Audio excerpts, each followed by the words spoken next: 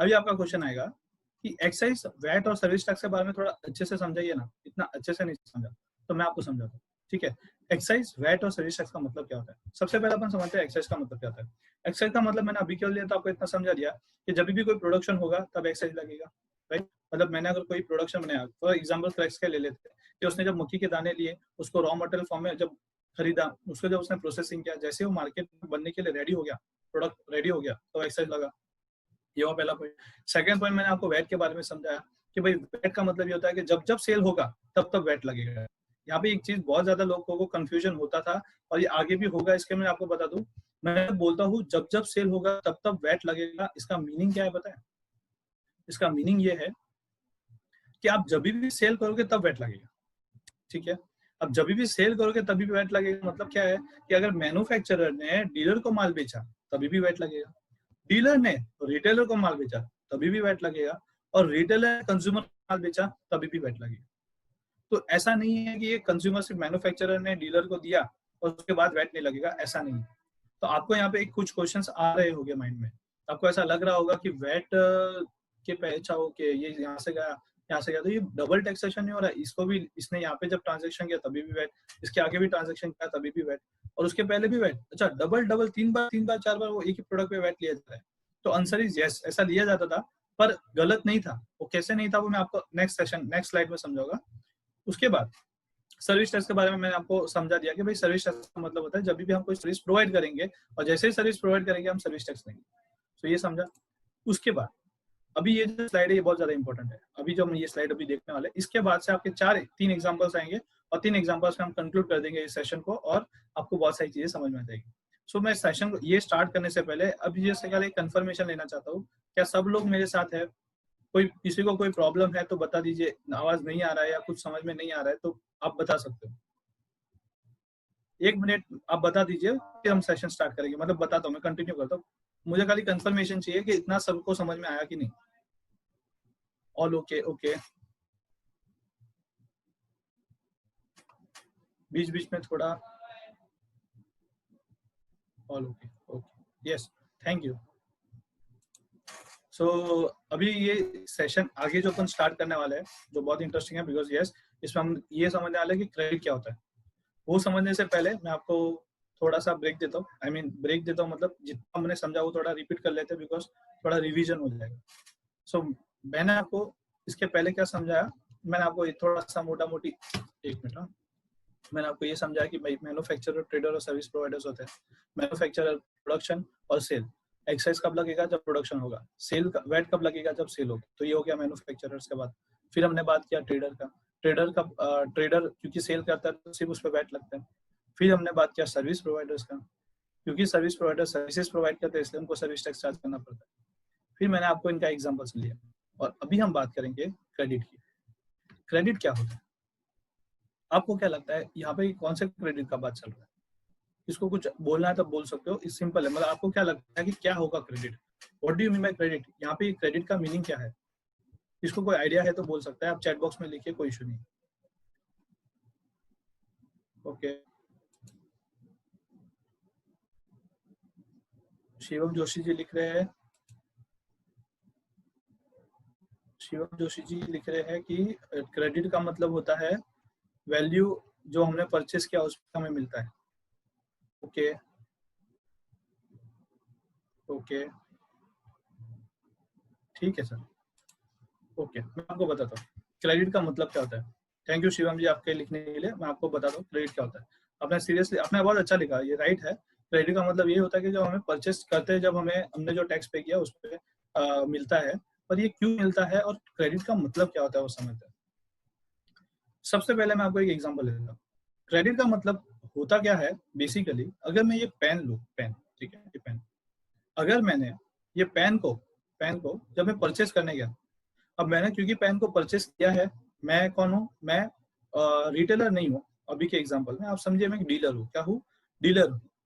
क्योंकि मैं एक डीलर हूँ तो मैंने क्या किया, मैंने जो मैन्युफैक्चर, डीलर बोलो, होलसेलर बोलो, कुछ भी बोलो, अब क्योंकि मैं होलसेलर हूँ, क्योंकि मैं डीलर हूँ, तो मैंने क्या किया, मैंने ये पेन मैन्युफैक्चरर से ली, ठीक है। अब मेरा काम क्या है, इसको आगे जाके बेचना, किसको, रिटेलर्स को। मैंने ये पेन ली मैन्युफैक्चरर से, अब मेरा काम क्या है, इसको आगे जाके बेचना, किसको, रिटेलर्स को। मैंने ये पेन ली मैन्युफैक्चरर से, ठीक है। अब मेरा काम क्या है, इसको आगे जाके बेचना, किसको, रिटेलर्स को। मैंने ये पेन ली मैन्युफैक्चरर से, मैन्युफैक्चरर वाले ने मुझे ये पेन दी और मैंने उसको पैसा दिया। अब मैन्युफैक्चरर वाले ने मेरे से टैक्स चार्ज किया, मान लो कि वैट चार्ज किया, बिकॉज सेल किया उसने, तो उसने मेरे को वैट से टैक्स चार्ज किया, वैट वैट चार्ज किया। तो मैं क्या करूंगा, जब मैंने ये पेन ली उससे और मैंने उसको पैसे दिए, तो उसने मेरे को इनवॉइस में, समझो मान लो ये 10 रुपए का पेन है और 2 रुपया उसने वैट लगाया, तो उसने बिल कितने का दिया रहेगा, 10 और 2 रुपए का। तो ये जो 2 रुपया है, ये जब मैंने परचेस किया तो मैंने टैक्स भरा, मैंने मेरे जेब से 12 रुपया गया, तो मैंने जो 2 रुपया भरा है ना, 2 रुपया, वो मेरे लिए क्रेडिट के फॉर्म में यूज होगा।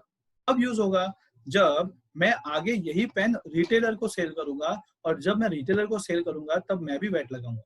तो मेरे लिए तो एक बात बोलूं तो ये मेरी पेन जो 10 रुपए में मेरे को पड़ी और 2 रुपया जो मैंने टैक्स पे किया, मैंने मेरे इस पेन पे फॉर एग्जाम्पल 5 रुपया प्रॉफिट ऐड किया। कौन? क्योंकि मैं होलसेलर। अब क्योंकि आपको इतना एग्जाम्पल समझ में आया, मैं आपको वापस बोलता हूँ, मैं लगता है फास्ट चला गया, मैं आपको वापस आराम से समझिए। देखो, सब चीज समझना जरूरी है। यहाँ पे हम कोई लाइव सेशन लेने का रीजन भी यही होता है कि लोगों के कॉन्सेप्ट क्लियर हो। यहाँ पे ये रीजन ये नहीं है कि जस्ट खाली बोल के निकल गए, ऐसा नहीं है। आपको समझना जरूरी है, आप जितनी बार बोलोगे मैं उतनी बार आपको समझाने के लिए तैयार। आप कमेंट बॉक्स में लिखिए आपको अगर कुछ नहीं समझ रहा है, प्लीज, क्योंकि मैं आपकी पूरी तरीके से हेल्प करना चाहता हूँ। तो आप बताइए, आपको जो कुछ भी प्रॉब्लम हो आप लिखिए, क्योंकि यहाँ पे कोई ऐसा नहीं है कि किसको नहीं आता इसलिए सब यहाँ पे आए। आप ऐसा मत रखिए कि मुझे कोई क्या बोलेगा या कैसा है, कुछ इशू नहीं है, आप बोलिए, बिंदास बोलिए, ठीक है। मैं आपको पेन की बात कर रहा था, तो मैंने आपको ये बोला कि मैंने ये पेन, अगर किसी, मैं कौन हूँ, मैं हूँ होलसेलर। क्योंकि मैं होलसेलर हूँ तो मेरा काम क्या है, माल लेके बेचना, ठीक है। तो मैंने ये पेन खरीदी, सामने वाले ने मेरे को वैट चार्ज किया 2 रुपए का। अब क्योंकि 2 रुपया वैट चार्ज किया, मेरे को परचेज इनवॉइस आया 10 रुपया और 2 रुपए का वैट, ठीक है। मैंने ये पेन ले ली, मेरे को 2 रुपया आया। अब मैं क्या करूंगा, इसको 5 रुपया और ऐड करके बेचूंगा, क्योंकि मैं ट्रस्ट तो चला नहीं रहा हूँ, क्योंकि मैं भी तो प्रॉफिट कमाऊंगा। तो मैंने क्या किया, मैंने इसके ऊपर 5 रुपया प्रॉफिट ऐड किया और 15 रुपए में ये पेन को बेचा। अब क्योंकि मैं बेच रहा हूँ 15 रुपए में, तो मेरे को भी वैट लगा होगा, मतलब मैं भी वैट चार्ज करूंगा इनवॉइस पे। मान लो मैंने भी कोई वैट चार्ज किया, तब जब मैं ये वैट, जब मैंने सेल किया और जब मेरे को वैट लगा, तो मेरे को जो टैक्स भरने को आ रहा है सेल पे, मैं क्या करूंगा, मेरे को गवर्नमेंट ने एक सहायता दी है। गवर्नमेंट क्या सहायता देता है, गवर्नमेंट ने मुझे ये सहायता दी कि जो आपने पहले ही परचेस के समय जो टैक्स पे किया ना, आप क्या करो, आप जब सेल पे वैट टैक्स पे कर रहे हो, तो आप पहले क्या करो, आपका जो सेल का पेमेंट है उसके अगेंस्ट में जो आपने ऑलरेडी परचेस पे टैक्स पे कर दिया है, उसकी सहायता लेके आपके टैक्स को एडजस्ट करना, और उसे एडजस्ट करने के बाद अगर कुछ बचता है वो आप कैश में पे करो। सो क्रेडिट का मतलब, अगर मैं आपको एकदम एग्जांपल दूं, नॉर्मल एग्जांपल, तो आप समझिए कि ये एक पेटीएम वॉलेट जैसा है। पेटीएम वॉलेट जैसा कैसे है, क्योंकि हम पेटीएम वॉलेट में रखते क्या है, पेटीएम वॉलेट में हमारे पैसे ही होते हैं, क्योंकि पेटीएम वॉलेट में पेटीएम वाला हमारे वॉलेट में पैसा नहीं डालता। जो पेटीएम वॉलेट होता है सर, वो पेटीएम वॉलेट में हम क्या करते हैं, हम खुद का कैश का पैसा उस वॉलेट के अंदर डालते हैं, और वो वॉलेट हम जब चाहे, जैसे अगर मुझे कोई पेमेंट करना है तो वो मैं उसमें से यूज करता हूँ। सेम कॉन्सेप्ट वैसा ही है।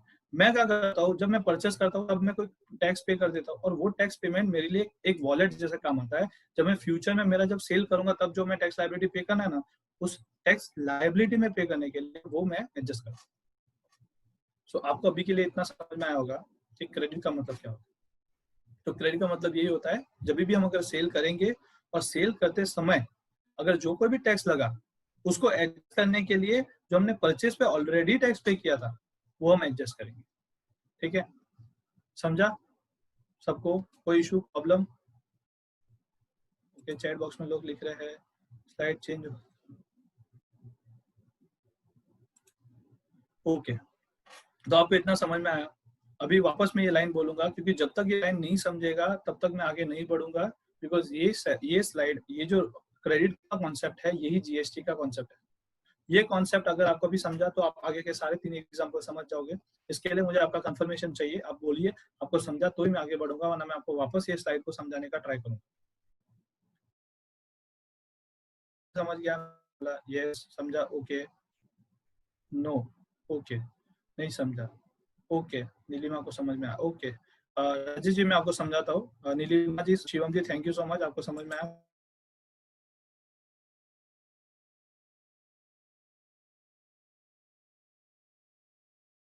मैं वापस समझाता हूँ, मेरा कहने का मतलब क्या है। क्रेडिट का कॉन्सेप्ट क्या होता है सर, आंख बंद करके सब समझेंगे, मजा आएगा, ठीक है। क्रेडिट का कॉन्सेप्ट क्या होता है, क्रेडिट का कॉन्सेप्ट होता है, एक minute, okay, understood, okay, understood, okay, thank you. तो एक बार वापस मैं थोड़ा सा जस्ट कॉन्सेप्ट ले लेता हूँ। क्रेडिट का मतलब यही है कि जो हम माल सेल करते हैं और सेल करते समय हमने कोई टैक्स पे किया, टैक्स पे चार्ज करते हैं, तो वो टैक्स चार्ज तो करते हैं, पर अब हमको गवर्नमेंट ने ये सहायता दी है कि जब आपने खरीदते समय जो ऑलरेडी टैक्स पे किया है, वो आप एडजस्ट कर लीजिए आपके माल बेचते समय। सो ये आपको समझ में सबको आ गया? यस। अभी हम आगे बढ़ते हैं। ओके, अच्छा, आपको अभी आपके स्क्रीन पे क्या दिख रहा है? आपको आपके स्क्रीन पे ये दिख रहा होगा कि कौन सा टैक्स कौन सी गवर्नमेंट को मिलता है। अब ये जो स्लाइड है ना, ये स्लाइड इसलिए इतना इंपॉर्टेंट है क्योंकि ये स्लाइड से आपको एक कॉन्सेप्ट समझेगा। जो अपन बोलते हैं ना कि जीएसटी और एसजीएसटी क्या क्या होता है, या सीजीएसटी और एसजीएसटी ही क्यों आया, ये अभी आपको आपको यहाँ से समझेगा, ये स्लाइड से समझेगा। इसलिए मैं बोलता हूँ क्यों आया वो बहुत इंपॉर्टेंट है, और क्या आया वो तो समझ में आ जाएगा। क्यों आया, आपका जो क्वेश्चन है वो यहाँ पे आंसर दिया जाएगा। पहले क्या होता था, आपको इतना तो समझ में आया कि एक्साइज, वैट और सर्विस टैक्स लगता था, बट जो टैक्स का जो कलेक्शन होता था वो कौन सी गवर्नमेंट को कौन से टैक्स का मिलता था। तो पहले क्या होता था कि जो एक्साइज और सर्विस टैक्स था, एक्साइज और सर्विस टैक्स का जो भी वैट का जो भी टैक्स का कलेक्शन था, गवर्नमेंट लेती थी। और वैट होता है, जो वैट था जिसपे हम जब सेल करते तब वैट लगता था, तो उस वैट का कलेक्शन स्टेट गवर्नमेंट को मिलता था। सो आपको अभी ये मैं बता दूं कि सेंट्रल गवर्नमेंट के लिए टैक्स कलेक्शन के दो सोर्स थे। पहला एक्साइज ड्यूटी कलेक्ट करना, सेकंड सर्विस टैक्स कलेक्ट करना। और स्टेट गवर्नमेंट के लिए सिर्फ एक सोर्स था इनकम का, वो था वैट। सो जो क्रेडिट आपको एक्साइज ड्यूटी या सर्विस टैक्स में मिलता था, वो क्रेडिट आप वैट के टैक्स के लिए यूज नहीं कर सकते। क्यों? क्योंकि वो स्टेट गवर्नमेंट का। और स्टेट गवर्नमेंट का जो वैट है, उसने मतलब वैट का क्रेडिट आप एक्साइज ड्यूटी पेमेंट के लिए यूज नहीं कर सकते, ना कि आप सर्विस टैक्स पेमेंट के लिए यूज कर सकते। हाँ, पर आप एक्साइज ड्यूटी का क्रेडिट सर्विस टैक्स के लिए यूज कर सकते थे, और सर्विस टैक्स का क्रेडिट आप एक्साइज ड्यूटी पेमेंट करके लिए यूज कर सकते। सो मैंने आपको क्या समझाया, मैं वापस बोलता हूँ। मैंने बोला गवर्नमेंट को टैक्स कलेक्शन के दो पहलू थे। सेंट्रल गवर्नमेंट, जो केंद्र सरकार है हमारी, उसको पहले एक्साइज ड्यूटी और सर्विस टैक्स मिलता था। सिमिलर फैशन में जो राज्य सरकार, जो स्टेट गवर्नमेंट है, उनको वैट का कलेक्शन मिलता था। अब क्योंकि दोनों गवर्नमेंट हमारे डेमोक्रेसी के हिसाब से अलग अलग है, लोकतांत्रिक देश है, इसके लिए अलग अलग है, तो जो टैक्स कलेक्शन सेंट्रल गवर्नमेंट को मिलता था वो एक्साइज ड्यूटी और सर्विस टैक्स का होता, और वो एक्साइज ड्यूटी और सर्विस टैक्स का होता था वो सिर्फ केंद्र सरकार के पास होता था। इसके लिए वैट का अगर कोई क्रेडिट था, मतलब हमने जब परचेस किया उस समय जब मैंने कोई वैट का क्रेडिट पेमेंट किया होगा, तो उसका क्रेडिट मैं एक्साइज ड्यूटी पेमेंट करने के लिए एडजस्ट नहीं कर सकता था। और सिमिलरली सर्विस टैक्स पेमेंट के लिए मैं वैट का क्रेडिट यूज नहीं कर सकता। पर क्योंकि एक्साइज ड्यूटी और सर्विस टैक्स, एक्साइज ड्यूटी और सर्विस टैक्स का जो पेमेंट है, क्योंकि एक ही गवर्नमेंट है, तो मैं सर्विस टैक्स का पेमेंट के लिए एक्साइज ड्यूटी का क्रेडिट यूज कर सकता था, और एक्साइज ड्यूटी पेमेंट करने के लिए सर्विस टैक्स का क्रेडिट यूज कर सकता था। आपको सबको समझ में आया मैं क्या बोला? यस, सबको समझा? Everyone understood? कमेंट बॉक्स में लिखिए ना please. Yes, okay, okay, thank you. Shivam ji को समझ में आया, राजेश जी को समझ में आया, okay. Repeat, okay, okay, repeat repeat repeat, I repeat. मैं आपको ये बोल रहा हूँ कि मेरा कहने का मतलब क्या है, कौन सी गवर्नमेंट को कौन सा टैक्स मिलता था। ठीक है, टैक्स क्या है? टैक्स एक कलेक्शन है। क्या होता है कलेक्शन? टैक्स का कलेक्शन, इसका मतलब क्या है सर? इसका मतलब ये है कि टैक्स टैक्स का जो कलेक्शन होता है उसी से हमारा देश चलता है। इतना तो आप सबको पता होगा, क्योंकि टैक्स नहीं आएगा, अगर हर एक इंसान के जेब से रेवेन्यू अगर गवर्नमेंट को नहीं मिलेगा तो देश कैसे चलेगा। तो आप पहला सेशन जब देखोगे तो आपको मैंने उसमें भी बताया कि टैक्स का मतलब क्या होता है, टैक्स कैसे कलेक्ट करते हैं। वो पहला सेशन आप यूट्यूब पे देखोगे, आपको समझ में आ जाएगा कि क्या टैक्स रूटेड क्यों होता है, टैक्स आया क्यों। ठीक है, अभी के लिए हम वो सेशन देख के ये सेशन पे आते हैं। उस सेशन में मैंने ये बताया, अब मैं बोल रहा हूँ कि हाँ टैक्स तो गवर्नमेंट कलेक्ट करती है, बट कौन सी गवर्नमेंट कौन सा टैक्स कलेक्ट करती थी। तो मैंने आपको ये समझाया कि एक्साइज ड्यूटी और सर्विस टैक्स का जो कलेक्शन होता था वो सेंट्रल गवर्नमेंट लेती थी, और वैट जैसा जो सेल्स पे जो वैट लगता था उसका कलेक्शन स्टेट गवर्नमेंट लेती थी। अब मान लो महाराष्ट्र गवर्नमेंट है, महाराष्ट्र में जितनी भी फैक्ट्रीज है, जितने भी रिटेलर्स है, उन्होंने कोई भी सेल किया तो उस पर वैट लगता था। तो वो वैट का कलेक्शन होता था वो महाराष्ट्र गवर्नमेंट लेके जाती थी। पंजाब में भी, अगर पंजाब में भी ये इंडस्ट्री होगी, पंजाब में रिटेलिंग होगा, तो पंजाब का जो गवर्नमेंट है वो पंजाब जो वैट उसमें लगा होगा पंजाब में, तो उसका कलेक्शन पर महाराष्ट्र में अगर कोई भी में अगर एक्साइज लगा, या महाराष्ट्र में कोई भी जगह पे सर्विस प्रोवाइड की गई और उस पे जो सर्विस टैक्स लगा और उस पे जो एक्साइज ड्यूटी लगा, तो वो महाराष्ट्र गवर्नमेंट लेके नहीं जाएगी, वो सेंट्रल गवर्नमेंट लेके जाएगी। क्यों ऐसा? क्योंकि सेंट्रल गवर्नमेंट में ऐसे पावर हमने उनको दिए कि भाई आप एक्साइज ड्यूटी है और सर्विस टैक्स है तो उसका कलेक्शन सेंट्रल गवर्नमेंट लेके जाएगी, और वैट है तो वैट का collection, tax collection state government लेके जाएगी। इतना आपको समझा। अब उसके बाद मैंने आपको क्या बोला, मैंने आपको बोला कि जो क्रेडिट यूज करना, पहले मैंने आपको समझा कि क्रेडिट क्या होता है। तो हमने समझा कि भाई क्रेडिट का मतलब ये होता है कि हम अगर कोई भी सेल करेंगे और उस पर जो टैक्स लगता है, वो टैक्स पेमेंट करने के लिए गवर्नमेंट ने आपको एक सहायता दी है कि जब आप खरीदते समय जो आपने टैक्स पे किया था वो आप एडजस्ट कर लो जब आप सेल करते समय टैक्स पे कर। तो जो टैक्स सेल करते समय पे कर रहे हैं और जो मैंने परचेज के समय जो पे किया उसको मैं एडजस्ट करूंगा। इसके लिए उसको, जो चीज को हम सहायता ले रहे हैं, जिस चीज की हम सहायता ले रहे हैं, जो हमने ऑलरेडी पे किया, उसको बोला जाता है क्रेडिट। उसको हम क्या बोलेंगे? उसको हम बोलेंगे क्रेडिट। और ये जो क्रेडिट है उसको हम इनपुट टैक्स क्रेडिट बोल लो या क्रेडिट बोलो। और वो क्रेडिट खिला रहा हूँ, 3 टाइप के क्रेडिट हमें दिखेंगे क्योंकि हम 3 टाइप के टैक्स पे करते हैं।